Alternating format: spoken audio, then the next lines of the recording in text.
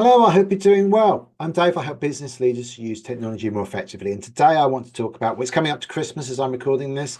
And we're talking about how we're going to innovate and change our business. And today I want to talk about the life of a business, because if you look at companies like 3M, what do they do? Do they make post-it notes? Hey, I've got this. This is exciting. Look, I bought all these.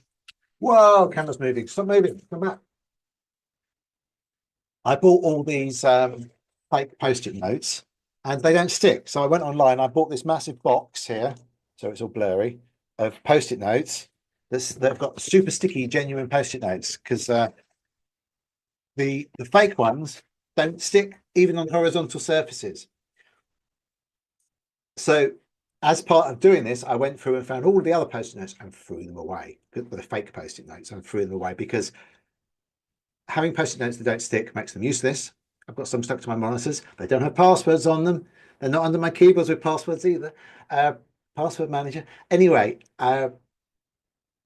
this is about trying to eliminate things that aren't working in your business.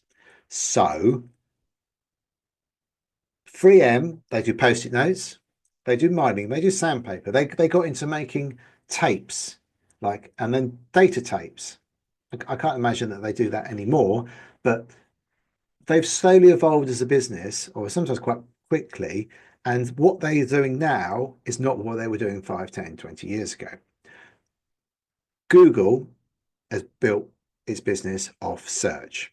Now, there's this really interesting Reddit article. No, it's not. There's this really interesting article on the Register that I want to share with you. And what this talks about is the idea that Google search is no longer the best search engine. Neither is Bing, by the way. They're talking about a thing called perplexity. And what's interesting about it, if I can share my screen. So this is perplexity that the Reddit thinks is the best search engine. Maybe. Who makes the strongest post-it notes? Let's see what happens. Apparently they do post-it extreme notes. They're weather resistant, can stand water, high heat and moisture, and can stick to surfaces like brick, concrete and stainless steel. Okay, well, we've learned something. But what's cool about this is it shows the sources, and it's using a combination of AI and the web to find stuff. This is way better than Google's doing at the moment. Now,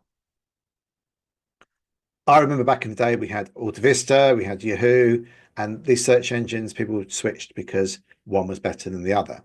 And it doesn't take much, because there's not much stickiness with the search engine for you just to switch to another one.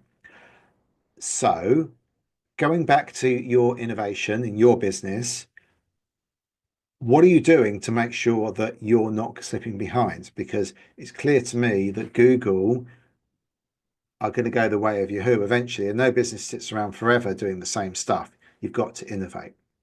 Now, it is possible to keep doing the same thing for a long, long period of time and not innovate, but generally those businesses are small, bespoke businesses that work in a very, very narrow niche.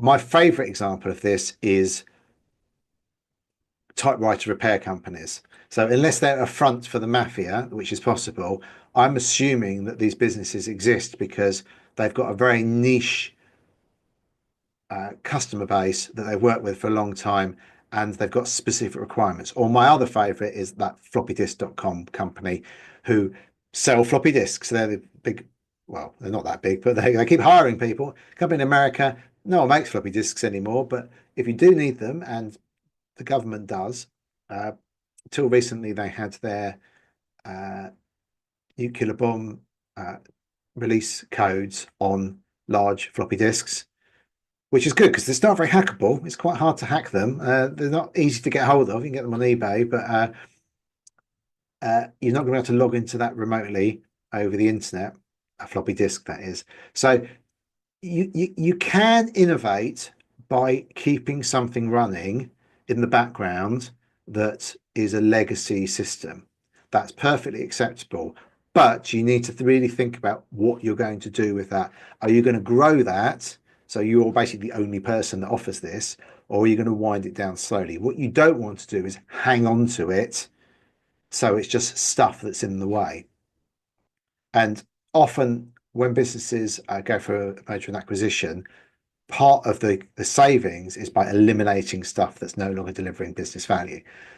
Very easy to throw out the baby with the bathwater. So when you're thinking of innovating, what can you eliminate? What impact's that going to have? Test it. 90% of the stuff you eliminate probably will work. 10% of the stuff you're going to have to bring back. If you're going to run some legacy solution like a fax service, that's absolutely fine. But how are you going to finance that through its dip until it reaches the legacy point where basically you're the only people that offer that service? And would you be better off, for example, creating a service to repair a particular make of heat pumps, which is going to grow rather than something that's shrinking? Just something to ruminate on. So what I really want you to do is, as while you're thinking of your kind of plans for January and what you're going to be doing, is make a list of the kind of things that you could innovate in and ways of eliminating stuff. So you've got the big picture idea. And then when you come back fresh in the new year, you can start to test some of these things and see what you can do and look for the quick wins first. The hardest things to eliminate are things that have been going on for a very long time but deliver no business value. And they are the most complicated ingrained in your business. And if you're a great leader, getting rid of those is going to give you the biggest bang for your buck. That's it for me. Let me know what you think in the comments, and great to speak to you. If I can help you with anything, do reach out to me. And if you're still watching this before Christmas and the New Year, I hope you have a lovely Christmas and New Year, and I look forward to talking to you again soon. Cheers. Bye-bye.